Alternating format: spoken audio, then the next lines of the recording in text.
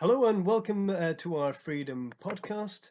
Today's topic is on ignorance of reality from Baudrillard's Desert of the Real to the Cornucopia of the Mind. In Liberalism and Post-Structuralism, Jeffrey Friedman discusses the similitudes between liberalism and post-structuralist libertarianism. The damage caused by philosophical libertarianism is that it drives individuals into the political counterpoint of Marxism and a politics that values survival over self-expression due to its fixed and unwavering position of absolute private property rights. In a country with high levels of poverty like Venezuela, an overt promotion of absolute private property rights becomes a completely absurd and idiotic political standpoint, unless the political aim is to rule over a wasteland like a pharaoh.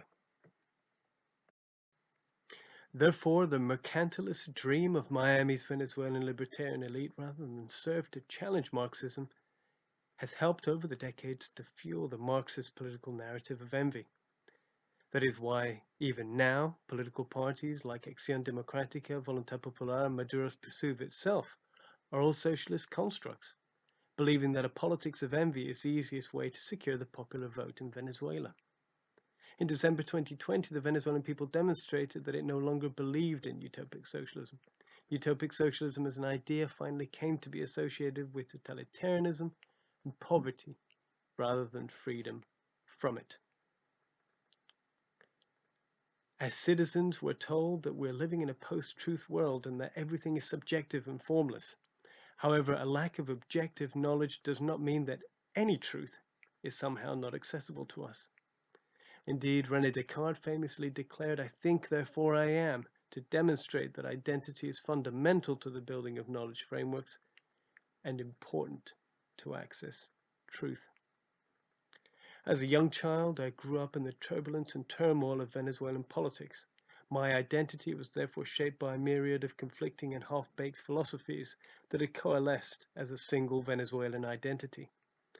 Although confined by these ideological shackles I grew up with, the truth is the more knowledge I gained, the more I challenged the logical inconsistencies of each philosophical construct.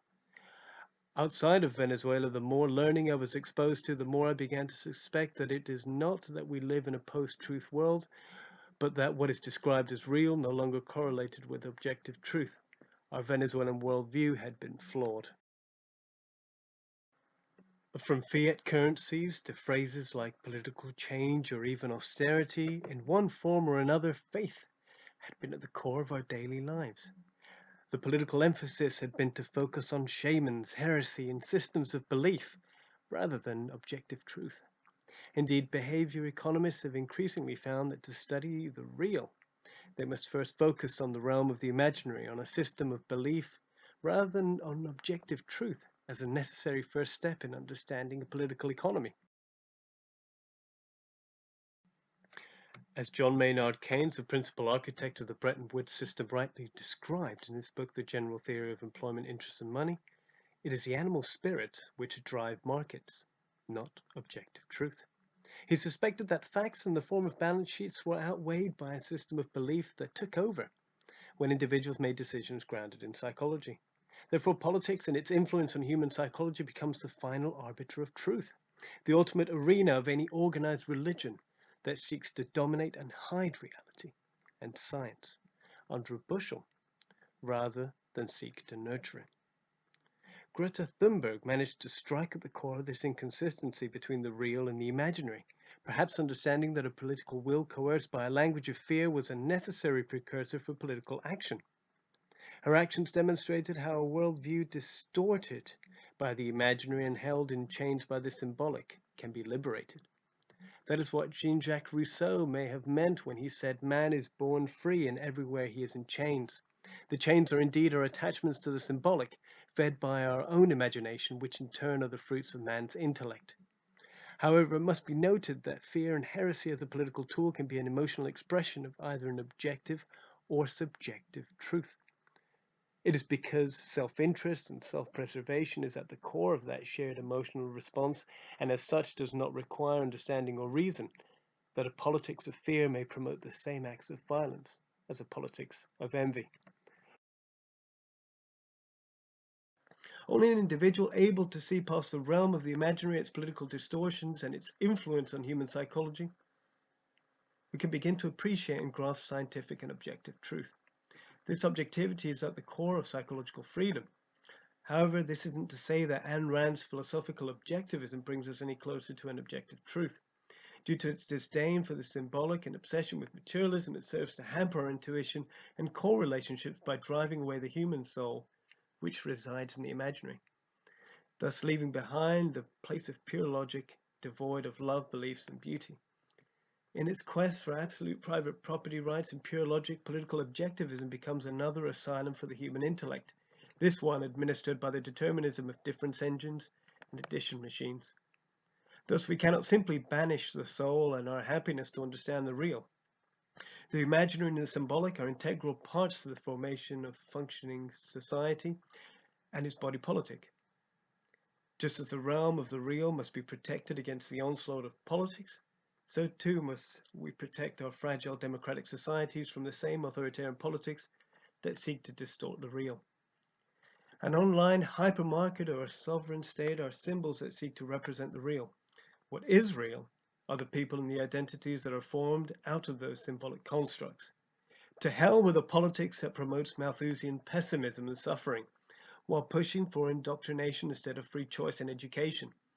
If freedom is predicated on choice, we say let us choose for ourselves, let us choose freedom. The socialists in Venezuela have demonstrated that even with all the money available to them, they fail to realize that an ethos of mercantilism does not serve to build a prosperous economy, but rather, due to a lack of investment and emphasis on heresy, it stifles and destroys confidence.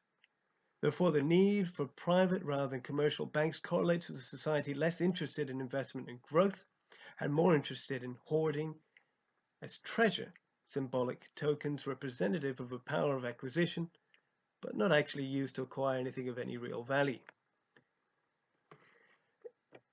Indeed, it is to protect their hoard of symbolic tokens that an authoritarian uses the fear of heresy to obstruct the development of a free society. Medieval historian Ibn Khaldun noted in his Muqaddimah that a society that falls prey to the fear of heresy is on the path to ruin. It was philosopher Friedrich Nietzsche who described the ethos of heresy in his work Genealogy of Morals as a slave morality. Treason, madness, and the mortification of the flesh are all examples of symbols derived from a slave morality. Our understanding of madness in particular was studied by philosopher Michel Foucault's Madness and Civilization, where he studied the cultural evolution of insanity as a symbolic construct that can be used to describe the othering central to heresy. In fact, the growing popularity of socialism in Venezuela can be seen as a grave and ongoing act of self-harm, a mortification of the flesh of the body politic that in the late 1990s sought to purify and sadly entrench the slave morality of communism and establish new laws on heresy. Therefore, it is at that point of self-mutilation that the Venezuelan body politic gave up freedom and objective truth for the religion of Chavismo. The body politic believed that an arrival at objective truth would be possible through the numbing of the senses because of a flawed logic that it would strengthen the bond between their bodies and a symbolic truth which they believe would make them more spiritually aware and thus attain fulfillment. The truth was rather different, as numbing your senses effectively impedes the attainment of anything other than nothing. As philosopher Parmenides argued in Aristotle's Physics, nothing can come from nothing. Therefore, Chavismo can be described as a politics of envy and entropy, led by ordinary-looking men, a state of numbness and an intellectual vacuum, which seems value only in materialism and rampant hedonism, simply because it lacks the humanity and a capacity to feel anything other than pain. Hannah Arendt's phrase, the banality of evil, serves to describe monsters capable of committing atrocities as ordinary-looking individuals. Ironically, the atrocities and bouts of sadism committed by these individuals are also exercises of extreme self-harm, acts of self-mutilation, designed to either numb their senses or as a futile attempt to feel something. It is the perverse logic of these individuals and their politics of envy and entropy that Venezuela and its people are now captive to. Thank you for listening.